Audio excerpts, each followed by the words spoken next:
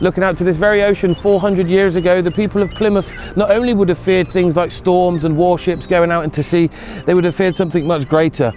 It was the Barbary pirates from North Africa who'd taken hundreds, if not thousands of people from this very area and sold them into a life of slavery, many of which to never return.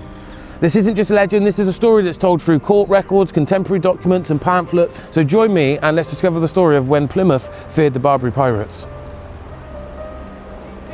Every forgotten story leaves traces behind, hidden in the records of the past, waiting for someone to piece them together. One surviving account tells us the story better than any other. His warning would terrify the people of Plymouth.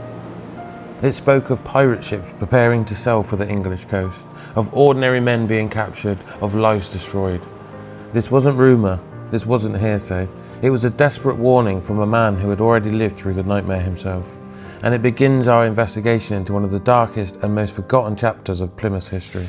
One of the most chilling pieces of evidence comes from 1625. A man who was captured and held in Morocco wrote to his wife. He wasn't writing from England, he was writing from captivity on the coast of Morocco.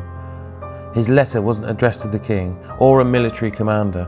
It was written to his wife back here in Plymouth. And what he wrote must have been terrifying. Honeycomb warned that around 30 pirate ships were preparing to sail for the English coast.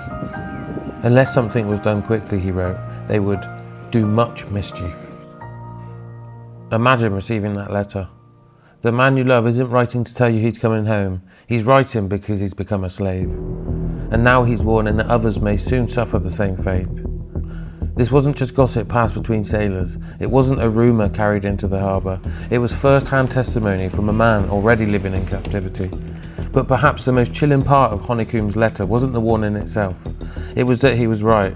We know he was right because only a few weeks later, another man connected to Plymouth found himself living the very nightmare that Honeycomb had described.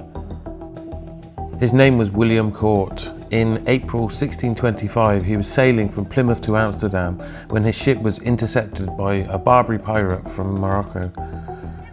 Court survived, and because he survived, he left us one of the most extraordinary accounts of Barbary piracy from this period. And according to him, the pirates had captured so many English ships that they couldn't keep everyone. Instead, they chose what he described as the choicest men, the strongest and the healthiest. The men they believed would fetch the highest price. Court himself, together with 6 others, were dismissed as the worst men. Just stop and think about that for a moment. Human lives were being judged purely on their value. Strong enough to sell, young enough to work, healthy enough to make money. Court survived because someone else was considered more valuable than he was. When we hear the word slavery today, most of us naturally think of the Atlantic slave trade, and rightly so. But William Court's story reminds us that slavery was never a single chapter in history. Decades before Britain became one of the major powers involved in the Atlantic slave trade, men from towns like Plymouth were already being carried across the sea and sold into slavery in North Africa. William Court wasn't the first, and he certainly was not the last. For the families left behind, the hardest part wasn't always knowing what had happened, it was not knowing. When a ship failed to return, what could they think? Perhaps it had been caught in a storm, perhaps it had struck rocks, perhaps everyone on board had drowned, but by the early 17th century, another possibility had become impossible to ignore. Perhaps they were still alive, hundreds of miles away, living in slavery. For many families, the waiting lasted weeks, for others months, and for many cases, years. Few knew whether the people they loved were dead or simply gone. Across England, parish churches began collecting money to help redeem those described in contemporary records as having been taken by the Turks. Even here in Plymouth, the evidence survives. In 1680, a subscription was raised to redeem English captives being held in Turkey and Algiers. 248 local people gave what they could, rich and poor alike, small donations, ordinary people. Not because they supported a distant cause, but because they understood that those held in captivity could easily have been their neighbours, their friends, or maybe even members of their own family. Those names tell us something remarkable. The fear of the Barbary pirates didn't disappear after one attack. It remained part of Plymouth's memory for generations. And today, thousands of people stand here looking across the sea, most admiring the view.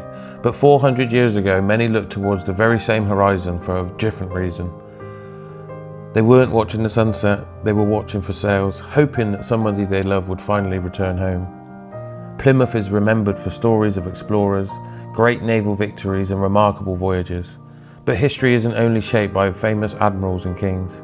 Sometimes it's shaped by ordinary people whose stories have almost been forgotten. People like Petherick Honeycomb, men like William Court. Their voices have survived for centuries, and thanks to the letters that they wrote and the records they left behind, their story can still be told today.